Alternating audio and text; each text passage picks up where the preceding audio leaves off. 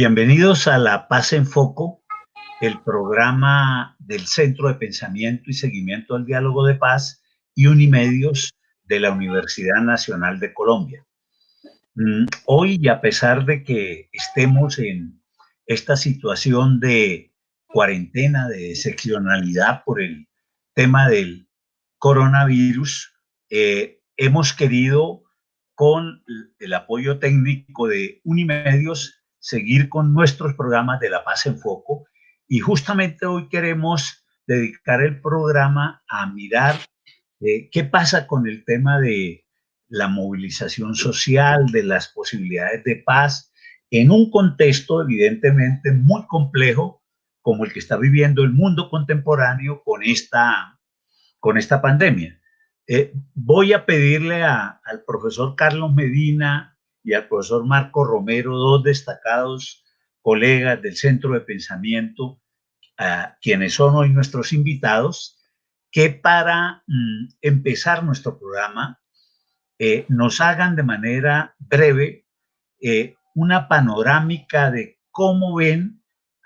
ese fenómeno internacional de la pandemia y qué impactos creen que está produciendo en lo nacional. Profesor Carlos, adelante. Bueno, digamos que nos encontramos atravesando una situación realmente crítica en relación con los aspectos fundamentales del problema sanitario mundial, que tienen sus orígenes de manera confusa en distintas tesis, pero que vienen afectando el conjunto del planeta y generando una postura rigurosa por parte de algunos gobiernos para evitar la expansión de este COVID-19. Ese impacto del COVID-19 está dándose en un contexto político internacional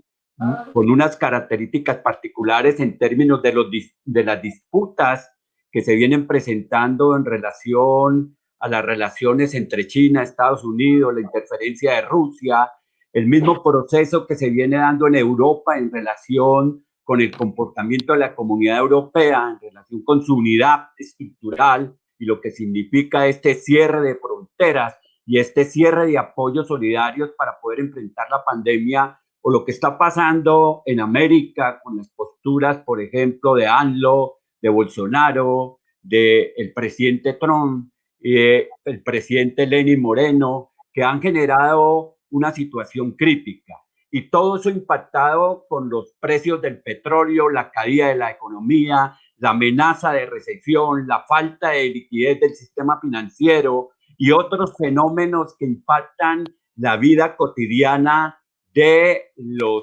trabajadores y de las poblaciones en las distintas regiones del país. Se ha puesto en evidencia en esta emergencia la crítica situación social que atraviesan gran parte de los países del mundo y las dificultades que tienen los estados para poder enfrentar con éxito una calamidad de la naturaleza a la cual nos hemos visto abocados. Profesor Marco, ¿cuál es su mirada sobre este fenómeno de la pandemia global? Muy rápidamente, por favor. Bien, muchas gracias por la invitación. Un saludo a la audiencia de La Paz en Foco. Yo creo que esta pandemia había sido relativamente anunciada. Permanentemente hay un fenómeno de evolución de estos, virus que trascienden la capacidad de la ciencia médica para enfrentarlos, porque están llegando a niveles superiores. Y en este momento hay una situación de gran incertidumbre, y creo que es esa gran incertidumbre la que ha puesto en duda muchas de las bases sobre las cuales funciona esta sociedad moderna. Creo que es un virus que golpeó primero a los centros más integrados, más articulados a la globalización. Quizás se transmitió a través de los aviones, pero vemos que la crisis está en Europa, en Asia, en los Estados Unidos, pero siendo una crisis que tiene esa característica, se está extendiendo progresivamente al mundo en desarrollo y a regiones más alejadas del mundo. Y la gran preocupación que hay ahora es que la llegada a América Latina, la llegada a África, termine generando una curva de expansión de este fenómeno frente al cual estos países tienen menos capacidad porque sus sistemas de salud, sus sistemas de protección social, sus sistemas socioeconómicos son o tienen, digamos, menos posibilidad o menos trayectoria histórica en términos de ofrecer garantías de protección a la sociedad. Creo que hay un llamado muy fuerte. Recuerdo un libro de Marshall Berman que se llamaba Todos los sólidos se desvanecen en el aire, utilizando una expresión que alguna vez escribió Carlos Marx. Todos los sólidos se desvanecen en el aire. La idea de que si la economía va muy bien y los negocios van bien, podemos comprar todo, hoy ya no tiene vigencia. Y creo que la gran preocupación y la gran lección para la humanidad es que si no ponemos cuidado a la protección, a la salud, a la solidaridad, difícilmente se puede sostener la propia economía. Los costos de esta crisis en términos económicos y sociales van a ser impresionantes, además de los costos en vidas.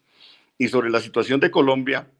creo que se han hecho varias advertencias importantes desde las academias, desde la propia Facultad de Derecho. El profesor Marquardt ha advertido sobre la posibilidad de que en muchos países o en algunos países de tradición más autoritaria se utilice la situación de emergencia para legitimar autoritarismo. Se requieren medidas excepcionales, pero una cosa son medidas excepcionales para proteger y otra cosa medidas excepcionales para restringir libertades. Dos, la Organización de Justicia ha levantado la discusión sobre los impactos diferenciados. Si bien el virus puede contagiar a cualquiera, en el fondo no es a cualquiera porque contagia más a los más vulnerables y en segundo lugar, los más vulnerables pagan los costos socioeconómicos. Pensemos, por ejemplo, toda la población que vive la informalidad en Colombia y en muchos de estos países va a tener que escoger entre el hambre o la prevención y el aislamiento social. Entonces, allí hay consecuencias muy severas. Y una tercera que tiene que ver mucho con la discusión del día de hoy es qué pasa en países donde además de tener una precariedad social muy alta y además de tener poblaciones muy propensas, digamos, por la ausencia de una protección de carácter histórico, tienen que enfrentar además violencias estructurales. Yo recuerdo mucho la experiencia del Congo con la segunda etapa del virus del ébola, y allí se combinaba la pandemia del ébola más la situación social crítica y la situación de una guerra. Llegaron a quemar hospitales en los cuales se atendían los pacientes del ébola, y esto me parece que es el peor escenario. Entonces yo diría, Colombia tiene que pensar muy a fondo esa situación, porque el mejor escenario para el desarrollo de la propagación masiva de este virus y que cause todos los daños es tener una situación de precariedad institucional, de un acumulado de deuda social más violencia estructural en los territorios. Bueno, a pesar de este panorama que nos plantea el profe Marco, sin embargo, lo que hemos visto en el caso colombiano es que hasta ahora el proceso de expansión marcha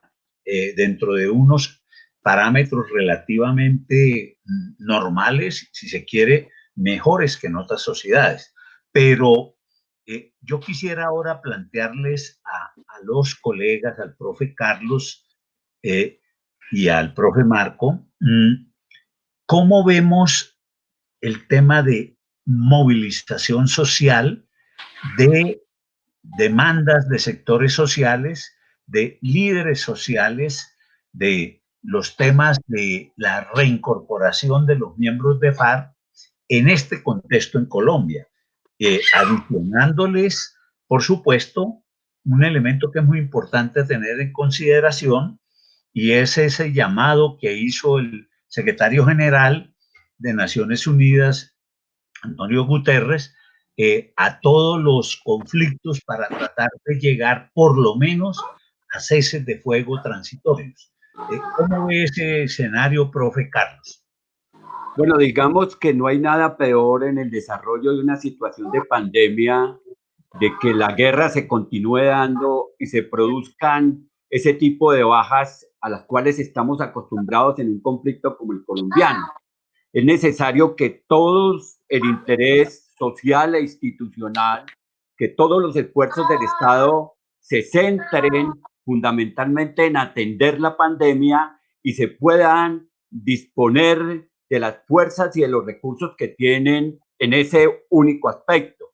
Tener que atender distintos frentes, entre ellos el frente del conflicto armado, resulta difícil en términos operativos y en términos económicos. el llamado de Francisco Gutiérrez que replica Carlos Ruiz, que es el delegado de las Naciones Unidas para hacer seguimiento y acompañamiento a la implementación del proceso de paz, resulta pertinente y fue escuchado particularmente por el ELN, que declara un cese unilateral al fuego activo, en la medida en que ese concepto de activo es que si se ven agredidos, pues van a reaccionar frente a cualquier tipo de situación de guerra, pero que en general la organización va a estar de alguna manera inactiva para que la población y el Estado se centren en la atención a esta pandemia que tiene unas implicaciones sociales y económicas supremamente graves.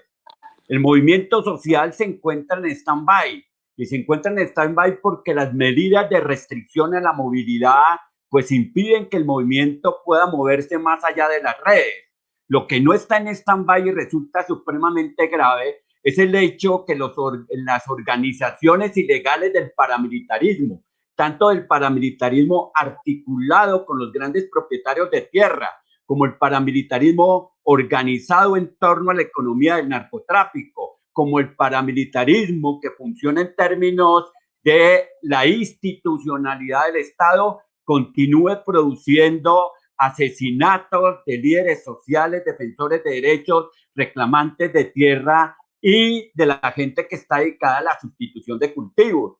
Esta situación es crítica porque golpea a sectores importantes del patrimonio social que constituyen los liderazgos en los distintos territorios. Entonces, hay una situación de guerra que se trata de disminuir en su intensidad a través de ceses unilaterales al fuego, al cual deben unirse, por ejemplo, las disidencias de la FARC de la Segunda Marquetalia, y los grupos paramilitares tienen que parar esa oleada de criminalidad fundamentalmente dirigida contra la población civil en distintos territorios, que va dejando una estela de muertes de los líderes sociales y defensores de derechos humanos. Profe Marco, ahí hay un factor que vale la pena señalar. Con base en lo que mencionaba el profesor Carlos, que evidentemente es muy preocupante, sin embargo, yo quería señalar cómo los indicadores de homicidio, por ejemplo, vienen cayendo de manera sustancial, lo cual creo está asociado claramente a la cuarentena, la restricción, sobre todo en los grandes centros urbanos, que es donde probablemente se produce la mayoría de estos homicidios. Sin embargo, los líderes sociales siguen siendo atacados, siguen siendo golpeados, y igualmente los sectores vulnerables que van a tener que, de alguna manera, a pesar de las ayudas de gobiernos locales y nacionales, buscar el rebusque del día a día. Todo eso, ¿cómo lo analiza usted en este contexto? Creo que desafortunadamente, desde que la OMS declaró la pandemia, en Colombia han muerto más líderes sociales por la violencia que por la pandemia, lo cual no quiere decir que esa progresión se va a mantener. Creo que a medida que aumente el número de contaminados y todo esto, desafortunadamente va a haber más muertes por culpa de esta pandemia, pero lo desafortunado de la situación colombiana es que se siguen asesinando líderes sociales y se siguen asesinando en territorios claves como Putumayo, en la costa, digamos, pacífica, Catatumbo, etcétera. Se siguen asesinando líderes sociales y creo que hay que dar un mensaje muy de fondo al gobierno, a los armados, de que hay que, de alguna forma, crear las condiciones para poder enfrentar este problema complejo que se vino sobreviniente con ocasión del coronavirus, y quizá ver la posibilidad. Creo que un llamado que mucha gente está haciendo en estos tiempos es: veamos de las crisis cómo logramos proyectar digamos, aspectos positivos. Uno es: hay mucha solidaridad también, mucha gente volcada a crear caminos de solidaridad, organizaciones que han ido a distribuir mercados, organizaciones que están tratando de ayudar, empresas que han dicho: yo le voy a pagar a mis trabajadores todas las garantías, como Arturo Calle, digamos, en general, gente que dona recursos al cuerpo médico, porque es una sociedad donde hay una desprotección generalizada. El tema es que por ahora esas expresiones de solidaridad son insuficientes y las acciones del Estado también son insuficientes y en algunos casos contradictorias. Por ejemplo, si el gobierno anuncia que va a mantener su programa de fumigaciones en zonas de cultivos de uso ilícito, donde no hay otra alternativa social para estos campesinos que este tipo de economía, no me imagino las consecuencias que se vienen en términos de la posibilidad de regular una pandemia como la que estamos viviendo. Lo propio ocurre con el tema de si hay ejercicios militares estadounidenses o colombianos en la frontera con Venezuela y este tipo de situaciones que puede generar una situación muy adversa. Yo saludo decisiones importantes del gobierno de empezar a tener programas sociales y tomar una decisión del aislamiento social como política. Está muy bien, pero estas medidas son insuficientes y pueden generar un estallido social más adelante. Si la gente tiene que escoger entre el virus o el hambre, creo que va a escoger el virus. Y entonces creo que hay que dar medidas mucho más robustas en el terreno socioeconómico. Hay propuestas que han hecho académicos muy importantes como Jorge Spitia, Luis Jorge Garay, de cómo empezar a mirar impuesto al patrimonio, cómo tocar un modelo de renta básica, porque por ahora vamos al de tal sector por sector y por esa vía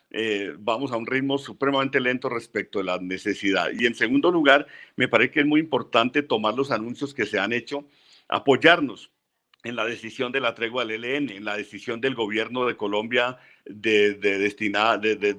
darle una condición de gestores de paz a Felipe Torres, a Galán, en el llamado de la comunidad internacional a buscar acuerdos humanitarios para resolver dos problemas de una vez. Es decir, si podemos avanzar a través de estas medidas a crear condiciones para enfrentar las consecuencias de la pandemia, pero también crear condiciones para volver a encauzar el país en la perspectiva de una paz sostenida y definitiva. Profe Carlos, ya estamos a poco de que se nos termine nuestro tiempo. ¿Usted cree que este cese unilateral y activo que ha dicho el ELN que empezó el 1 de abril podría convertirse en una oportunidad para que eventualmente se pudiera abrir un proceso de nuevo de diálogo entre el gobierno del presidente Duque y esta organización guerrillera? Ojalá pudiera darse ese tránsito y se superaran todas las dificultades y obstáculos que se le han colocado de parte y parte a la posibilidad de encontrarse en el gobierno y el ELN en una mesa de conversaciones y abordar temas centrales, entre ellos el cese bilateral temporal al fuego, un ajuste de la agenda de conversaciones y retomar los diálogos como una escuela de aprendizajes en la toma de decisiones que ayuden a la construcción de una paz estable y duradera. Es de esperar y por lo menos en lo que se conoce, hay una voluntad por parte del ELN de poder avanzar en el camino del proceso de paz y hay unos gestos que se pueden ver como positivos por parte del gobierno, como los señalados por Marcos, en el sentido de la liberación de Carlos Velandia Jagua, de Francisco Galán, ojalá,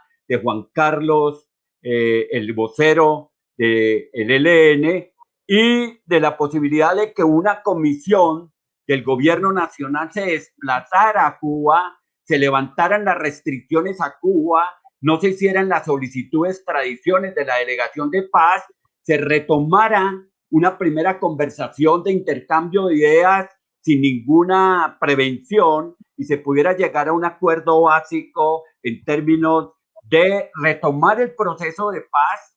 poder llegar a un cese bilateral permanente y ocuparse de los temas que debe ocuparse el país, de qué es y cómo va a avanzar en el camino de la superación de esta pandemia que va a dejar profundamente herida a la economía nacional, a la situación social y al ejercicio pleno de derechos, porque esta pandemia ha golpeado derechos fundamentales y ha puesto en evidencia las grandes dificultades dificultades que tiene el país en materia de garantizar el derecho a la salud, el derecho a la educación, el derecho al trabajo, el derecho a la seguridad alimentaria básica, temas que son fundamentales para poder garantizar unos niveles de convivencia democrática. Hay unos riesgos que yo quisiera señalar por la premura del tiempo que habría que tomar en consideración. Si no se define una política pública de solidaridad dirigida fundamentalmente a satisfacer las necesidades básicas de la población, se pueden producir, como lo ha señalado Marco, por efecto de hambre, de pobreza extrema, de necesidad de supervivencia básica, hechos de violencia, porque la gente desbordaría las calles buscando comida y se podrían producir saqueos y hechos de violencia muy graves.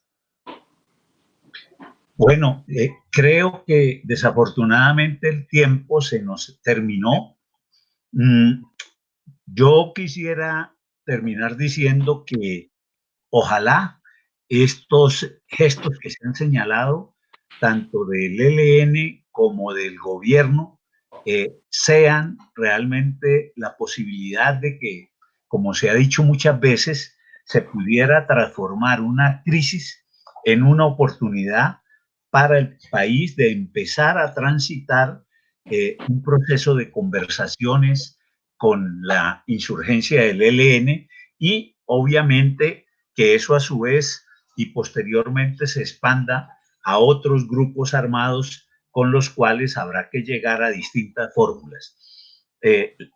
Este programa La Paz en Foco quiere agradecerle a todos los televidentes que nos acompañan, decirles que desde el Centro de Pensamiento seguimos pensando en los temas de la paz, seguimos en la idea de acompañar todos los esfuerzos e igualmente decirles que los esperamos en una próxima oportunidad porque creemos que esta es una posibilidad de compartir con ustedes estas reflexiones y decirles que la Universidad Nacional sigue pendiente de estos temas. Muchas gracias por la compañía y nos veremos en nuestro próximo programa de La Paz en Foco, el programa del Centro de Pensamiento y Seguimiento al Diálogo de Paz y Unimedios de la Universidad Nacional de Colombia.